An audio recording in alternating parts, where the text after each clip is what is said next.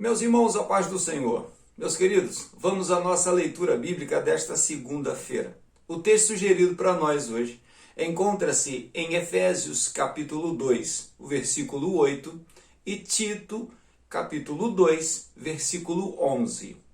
Efésios capítulo 2, versículo 8 nos diz assim: Pela graça sois salvos, por meio da fé. Isso não vem de vós, é dom de Deus. Tito, capítulo 2, versículo 11, nos diz assim: Porque a graça de Deus se há manifestado, trazendo salvação a todos os homens.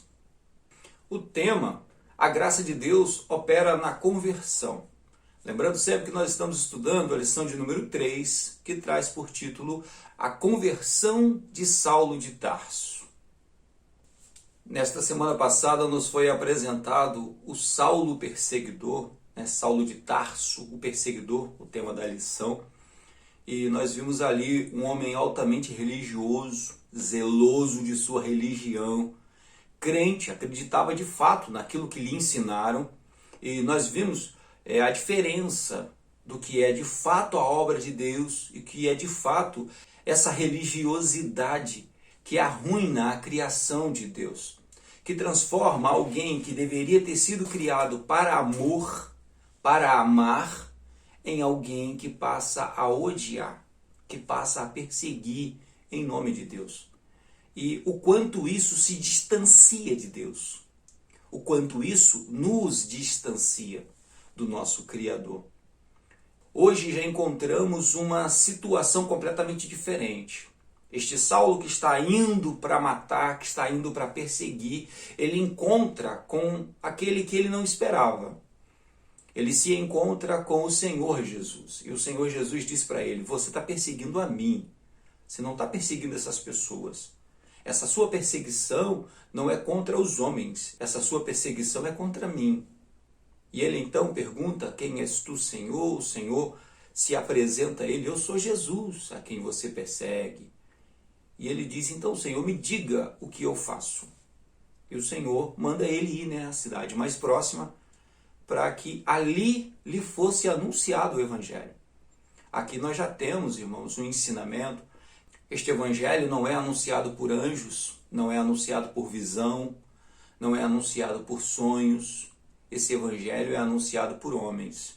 Homens e mulheres cheios do Espírito Santo, que falam segundo o Espírito Santo e que ensinam a mensagem de Cristo, que levam aos corações aquilo que é de mais precioso que o céu tem, que é o Senhor Jesus. A graça de Deus que foi revelada para os homens. E sob o tema desta segunda-feira, a graça é que opera a conversão, nós vamos ver exatamente isto na vida do apóstolo Paulo, que neste momento ele não procurava a salvação. É esse o retrato da salvação. As pessoas não a procuram, as pessoas não a querem. Ela não é desejada pelos homens. O ser humano não a busca. Por isso é que Deus dá o primeiro passo. Por isso que a primeira ação, e a graça ela é exatamente isso, a graça não é um desejo de Deus, a graça não é um sonho de Deus, a graça é uma ação direta de Deus agindo direto no coração do homem. É Deus em ação. E onde nós vimos Deus em ação? Na cruz do Calvário. Deus se revela através do seu Filho na cruz, demonstrando a todo o mundo o seu amor.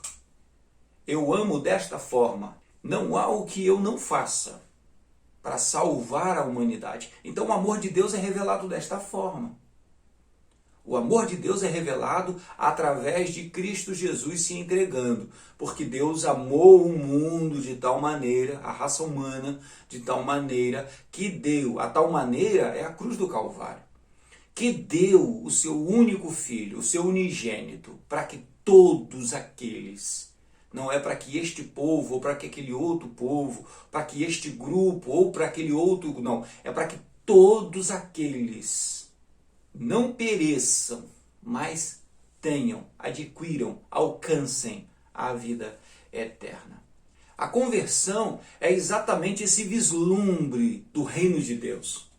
Algo que nós não conseguimos ver até conhecer o Senhor Jesus. Por mais que a gente deseje, por mais que a gente queira, por mais que as pessoas se associem às religiões não têm esse poder de apresentar o reino de Deus visualmente, de forma espiritual, lógico. Mas as pessoas não conseguem senti-lo por causa da religião. A religião não consegue promover isso. Não consegue apresentar o mundo espiritual desta forma, que é o reino de Deus, que é manifesto através dos filhos de Deus. Assim como o amor de Deus foi manifesto na cruz através de Jesus, a graça de Deus, o reino de Deus, é manifestado através dos filhos de Deus hoje no mundo, ou seja, através de nós, para que o mundo veja. Não por causa de um anjo, não por causa de um movimento sobrenatural, não. É através de seres humanos, pecadores iguais a todos os outros. Não é nenhum extraterrestre, não é nenhum super-homem, não, é um homem simples, um homem comum. Um homem sujeito às mesmas paixões. A este homem é dada a graça de Deus. A este homem é entregue a graça de Deus. E ela o transforma. E ela o coloca de pé de tal forma que ele se torna este farol que apresenta para o mundo este reino magnífico. O reino da graça de Deus, o reino de Deus. Um dos melhores exemplos, irmãos, que nós vamos encontrar na Bíblia, pelo menos ao meu ver, a minha humilde opinião nesse assunto, é do profeta Isaías. No capítulo de número 6, a partir do primeiro versículo, ele vai ter uma visão magnífica. Ele entra no templo triste por causa da morte do rei, e enquanto ele orava, enquanto ele clamava ao Senhor, oferecendo incenso, o Senhor se revela a ele. E a partir do primeiro versículo, ele diz assim, e se eu não me engano, é do versículo 1 até o versículo de número 8, ele nos diz assim: No ano em que morreu o rei Uzias, eu vi o Senhor assentado sobre um alto e sublime trono, e o seu séquito enchia o templo, e os serafins estavam acima dele, cada um tinha 6 asas. Com 2 cobriam o rosto, com 2 cobriam os pés, com 2 voavam. E clamavam uns aos outros, dizendo: Santo, Santo, Santo é o Senhor dos exércitos, toda a terra está cheia da sua glória. E os umbrais das portas se moviam com a voz do que clamava, e a casa se encheu de fumaça. Então disse eu, ó, o ato da conversão. Então disse eu: ai de mim que vou perecendo, porque sou um homem de lábios impuros e habito no meio de um povo de impuros lábios. E os meus olhos viram o Rei, o Senhor dos exércitos. Mas um dos serafins voou para mim, trazendo na sua mão uma brasa viva que tirara do altar com uma tenaz. E com ela tocou a minha boca e disse: Eis que isso tocou os teus lábios, e a tua iniquidade foi tirada, e purificado o teu pecado. Depois disso ouvi a voz do Senhor que dizia: A quem enviarei? E quem há de ir por nós?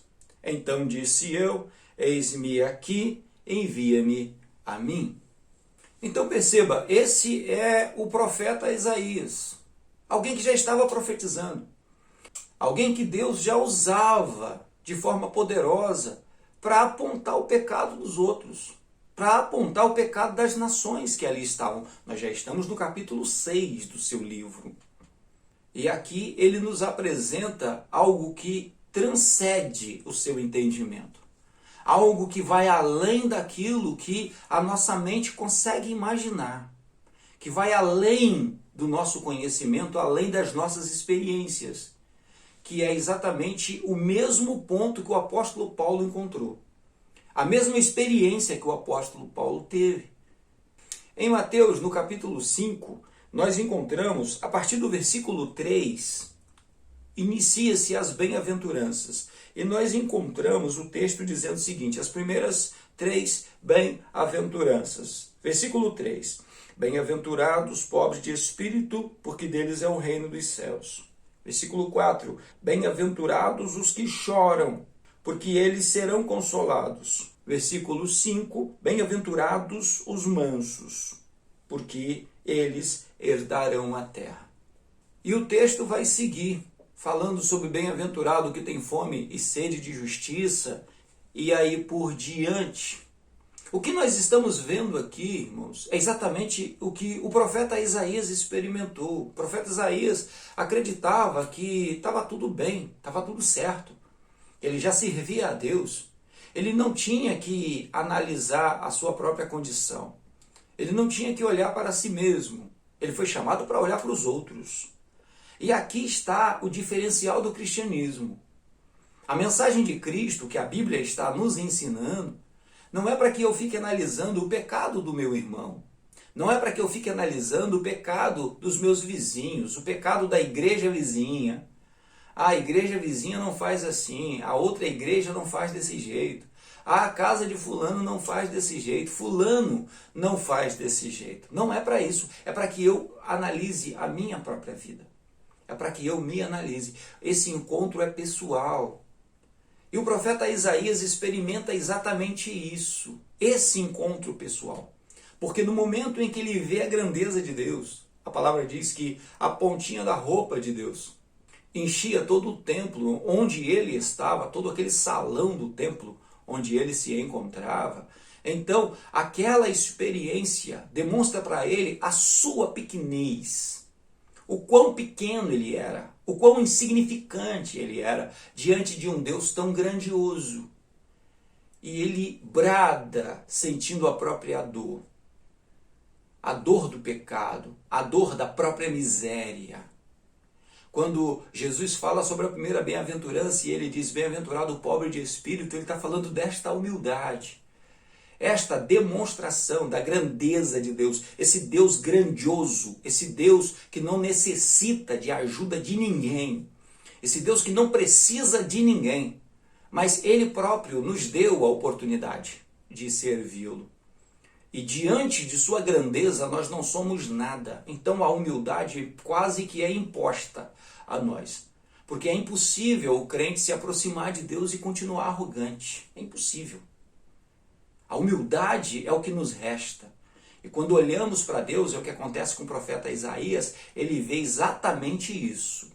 Ele vê esse Deus grandioso, imenso, e ele ninguém. Insignificante.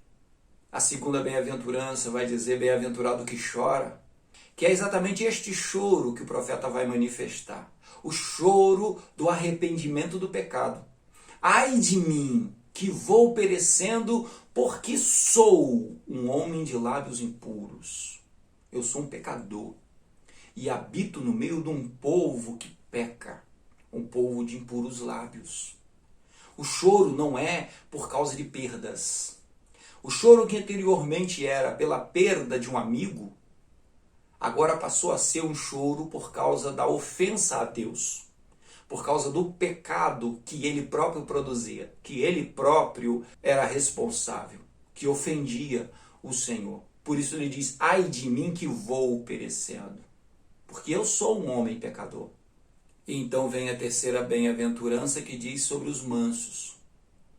Porque neste momento, que é simbolizado aqui pela brasa do altar, que toca nos lábios do profeta, que na verdade para nós é a chegada do Espírito Santo sobre as nossas vidas.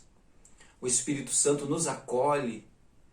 Então neste momento nós nos tornamos mansos. Manso em que sentido? Não nos desesperamos mais, porque nós descansamos em Deus. Essa é a fé salvífica que invade os nossos corações. Esse ato é o ato da conversão. O profeta experimentou isso, o apóstolo Paulo também experimentou.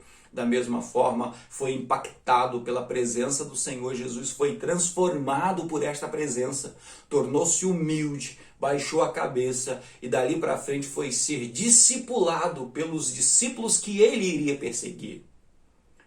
Ele foi ser discipulado, foi ser ensinado por aquelas pessoas que ele queria matar. E estas pessoas lhe apresentaram quem era Jesus Cristo. E ele o conheceu de coração aberto, porque agora os seus olhos, assim como o profeta diz aqui, os meus olhos viram o rei.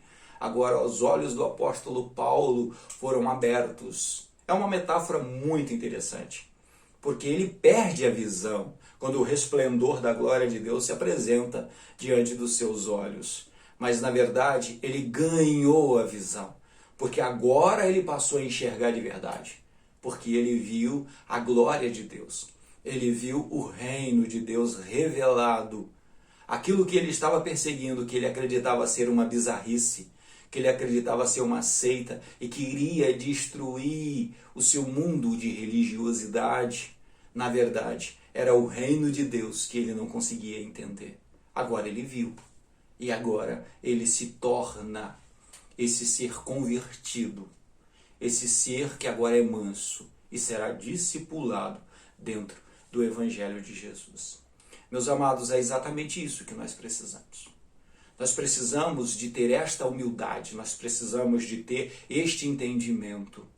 Sem a graça de Cristo, sem o amor de Deus, nós só somos religiosos. Se o amor de Deus não estiver derramado em nossas vidas, se a graça de Cristo não estiver revelada sobre as nossas vidas, nós não somos ninguém. E nós não podemos coisa alguma. Somos apenas religiosos, expressando religiosidade neste mundo.